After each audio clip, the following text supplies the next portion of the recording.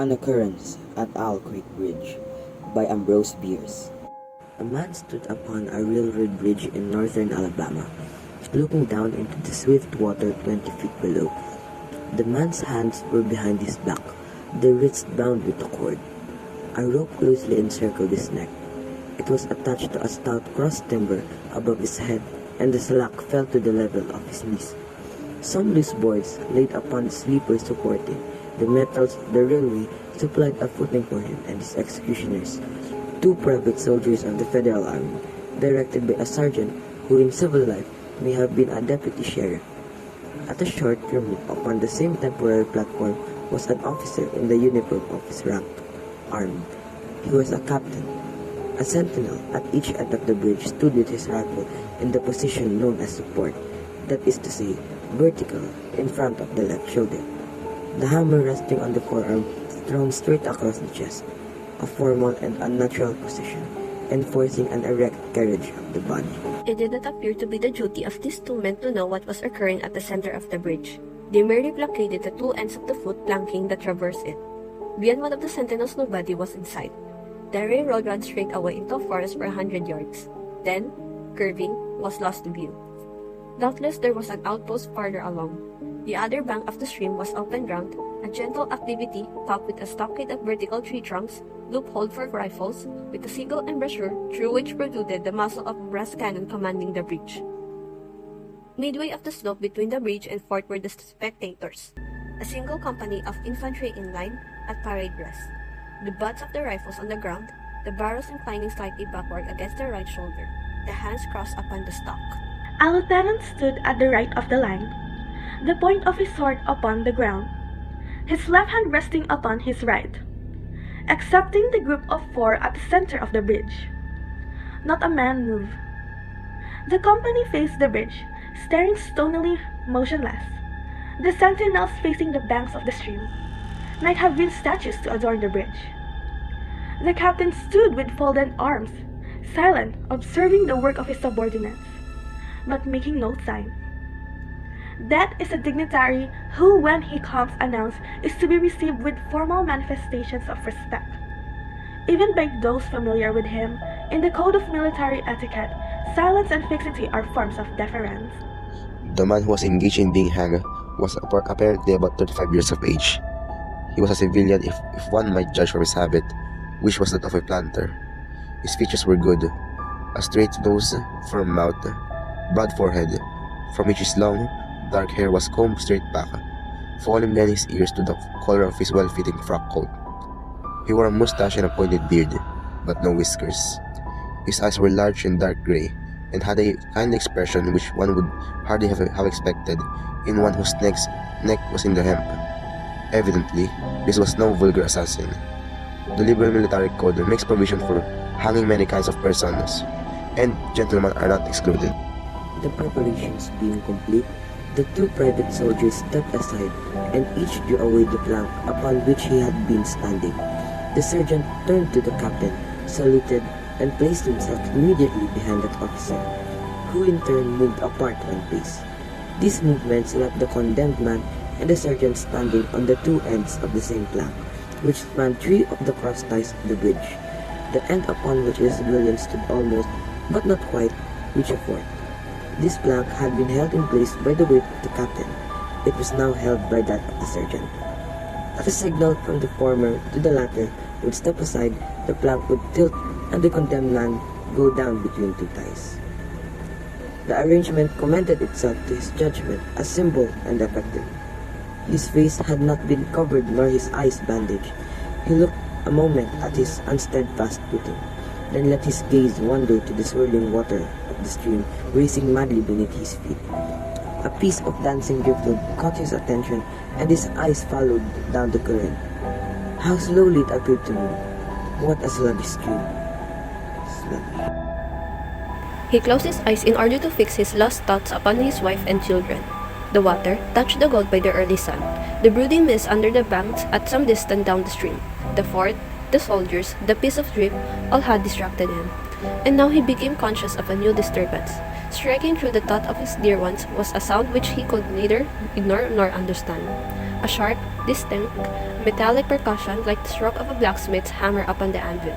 It had the same ringing quality. He wondered what it was, and whether immeasurably distant or nearby it seemed both. Its recurrence was regular, but as low as the tolling of the death knell, he awaited each stroke with impatience, and he knew not why apprehension. The intervals of silence grew progressively longer. The delays became maddening with their greater infrequency. The sounds increased in strength and sharpness. They hurt his ear like the thrust of a knife. He feared he would shriek. What he heard was the ticking of his watch. He unclosed his eyes and saw again the water below him. If I could free my hands, he thought, I might throw off the noose and spring into the stream. By diving, I could evade the bullets and, swimming vigorously, reach the bank. Take to the woods and get away home. My home, thank God, is as yet outside their lines. My wife and little ones are still beyond the invaders' farthest advance. As these thoughts, which have here to be set down in words, were flashed into the doomed man's brain, rather than evolve from it, the captain nodded to the sergeant. The sergeant stepped aside. Peyton Farquhar was a well-to-do planter of an old and highly respected Alabama family. Being a slave owner and like other slave owners, a politician he was, naturally an original secessionist and ardently devoted to the Southern cause. Circumstances of an imperious nature, which it is unnecessary to relate here, had prevented him from taking service with the gallant army that had fought the disastrous campaigns ending with the fall of Corinth, and he was chafed under the inglorious restraint, longing for the release of his energies, the larger life of the soldier, the opportunity for distinction. The opportunity, he felt, would come, as it comes to all in wartime. Meanwhile, he did what he could.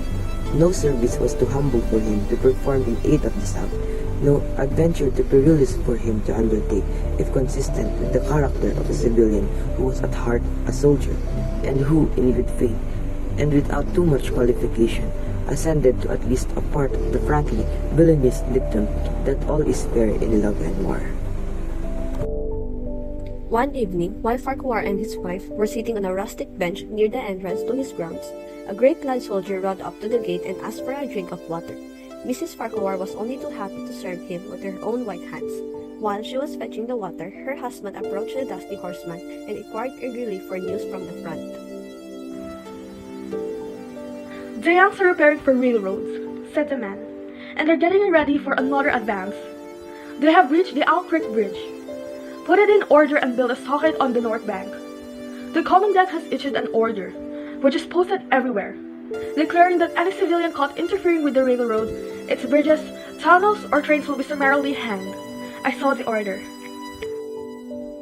How far is it to the Owl Creek Bridge? Farquhar asked. About 30 miles. Is there no force on this side of the creek? Only a picket post half a mile out, on the railroad, and a single sentinel at this end of the bridge. Suppose a man, a civilian and student of hanging, should elude the picket post and perhaps get the better of the sentinel, said Farquhar, smiling. What could he accomplish? The soldier reflected. I was there a month ago, he replied. I observed that the flood of last winter had lodged a great quantity of driftwood against the wooden pier at the end of the bridge. It is now dry and would burn like tow. The lady had now brought the water, which the soldier drank. He thanked her ceremoniously, bowed to her husband, and rode away. An hour later, after nightfall, he repassed the plantation, going northward in the direction from which he had come. He was a Federal scout. As Peyton Farquhar fell straight downward through the bridge, he lost consciousness and was as one already dead. From this state, he was awakened ages later. It seemed to him by the pain of a sharp pressure upon his throat, followed by a sense of suffocation. Keen, poignant agonies seemed to shoot from his neck downward to every fiber of his body and limbs. These pains appeared to flash along well-defined lines of ramification and to beat with an inconceivably rapid periodicity. They seemed like streams of pulsating fire heating him to an intolerable temperature. As to his head, he was conscious of nothing but a feeling of fullness, of ingestion. These sensations were unaccompanied by thought. The intellectual part of his nature was already effaced. He had power only to feel, and feeling was torment. He was conscious of motion, and composed in a luminous cloud, of which he was now merely the fiery heart. Without material substance, he swung through unthinkable arcs of oscillation, like a vast pendulum. Then all at once, with terrible suddenness, the light about him shot upward with the noise of a loud splash. A frightful roaring was in his ears, and all was cold and dark. The power of thought was restored. He knew that the rope had broken, and he had fallen into the stream. There was no additional strangulation. The noose about his neck was already suffocating him and kept the water from his lungs. To die of hanging at the water forever, the idea seemed to him ludicrous. He opened his eyes in the darkness and saw above him a gleam of light, but how distant, how inaccessible. He was still sinking, for the light became fainter and fainter until it was a mere glimmer. Then it began to grow and brighten, and he knew that he was rising toward the surface, knew it with reluctance, for he was now very comfortable. To be hanged and drowned, he thought, that is not so bad. But I do not wish to be shot. No, I will not be shot. That is not fair. He was not conscious of an effort, but a sharp pain in his wrist apprised him that he was trying to free his hands. He gave the struggle his attention, as an idler might observe the feat of a juggler, without interest in the outcome. What splendid effort! What magnificent! What superhuman strength! Ah, that was a fine endeavor! Bravo! The cord fell away, his arms parted and floated upward. The hands glistened on each side in the growing light. He watched them with a new interest as first one and then the other pounced upon the noose at his neck.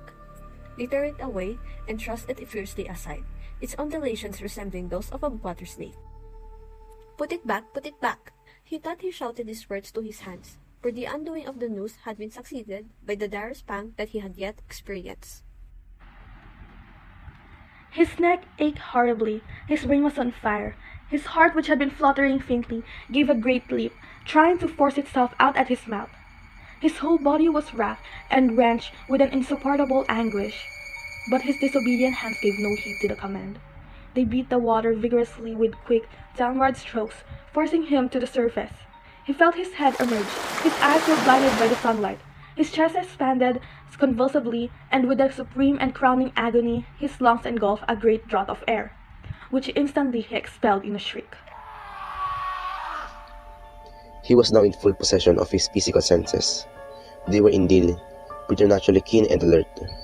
Something in the awful disturbance of his organic system had so exalted and refined them that they made record of things never before perceived. He felt the ripples upon his face, and heard their separate sounds as they struck. He looked at the forest on the bank of the stream, saw the individual trees, the leaves and the vining of each leaf, saw the very insects upon them, the locusts, the brilliant bodied flies, the grey spiders stretching their webs from twig to twig. He noted the prismatic colors in all the dewdrops upon a million blades of grass. The humming of the gnats that danced above the eddies of the stream, the beating of the dragonfly's wings, the strokes of the water spider's legs, like oars which had lifted their boat. All these made audible music. A fish slid along beneath his eyes, and he heard the rush of its body parting the water. He had come to the surface, facing down the stream.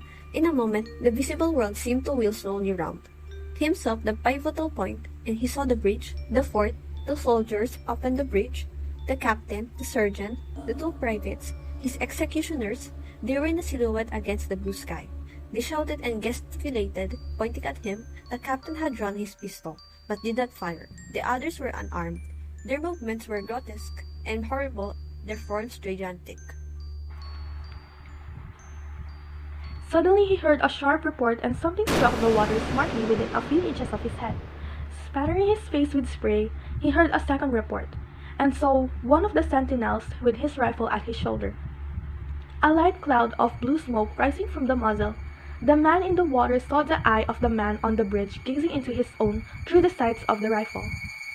He observed that it was a gray eye and remembered having read that gray eyes were keenest and that all famous marksmen had them.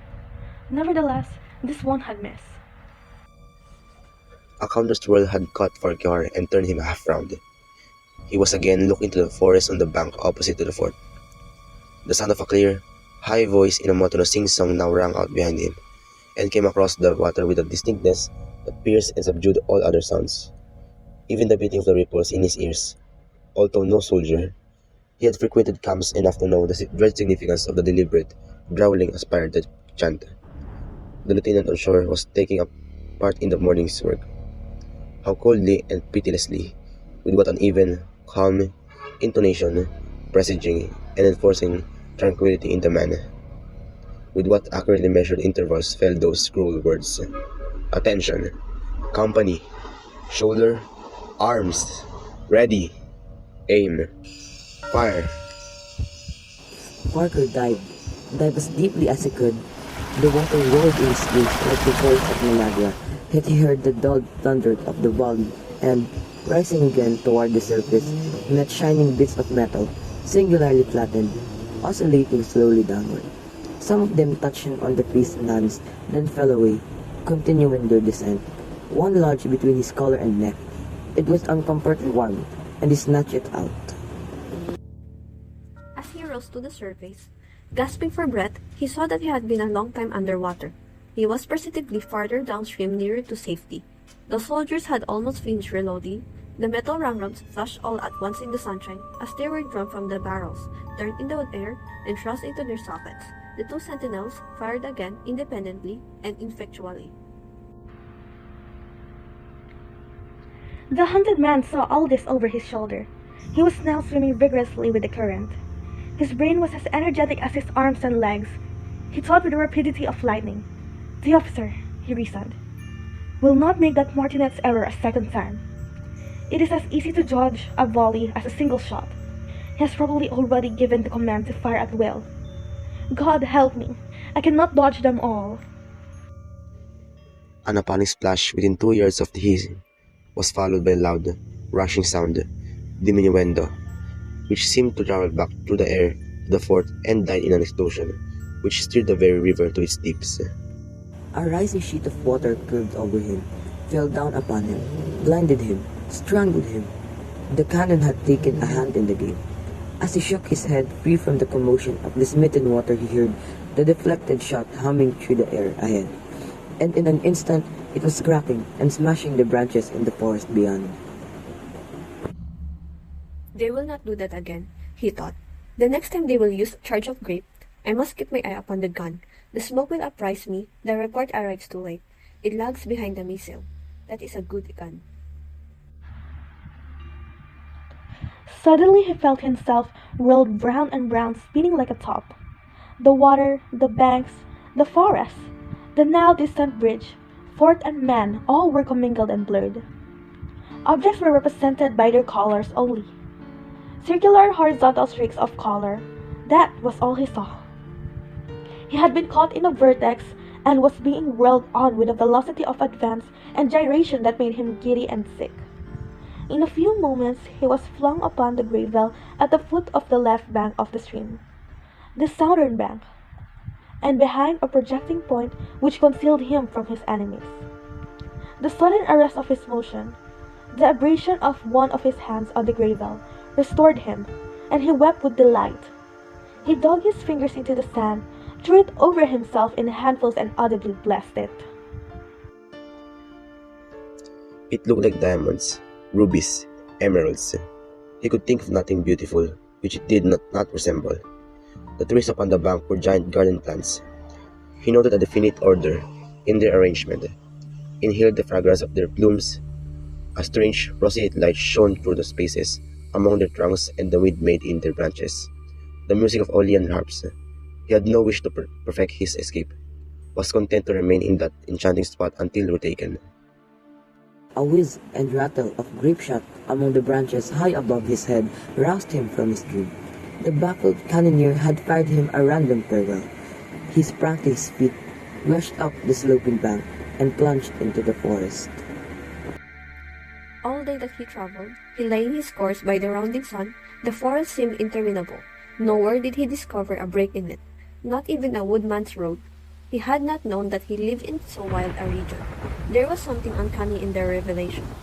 His tongue was swollen with thirst. He relieved its fever by thrusting it forward from between his teeth into the cold air. How softly the turf had carpeted the untroubled avenue. He could no longer feel the roadway beneath his feet. By nightfall he was fatigued, footsore, famishing. The thought of his wife and children urged him on. At last he found a road which led him in what he knew to be the right direction. It was as wide and straight as a city street, yet it seemed untraveled. No fields bordered it, no dwelling anywhere. Not so much as the barking of a dog suggested human habitation. The black bodies of trees formed a straight wall on both sides, terminating on the horizon in a point, like a diagram in a lesson in perspective.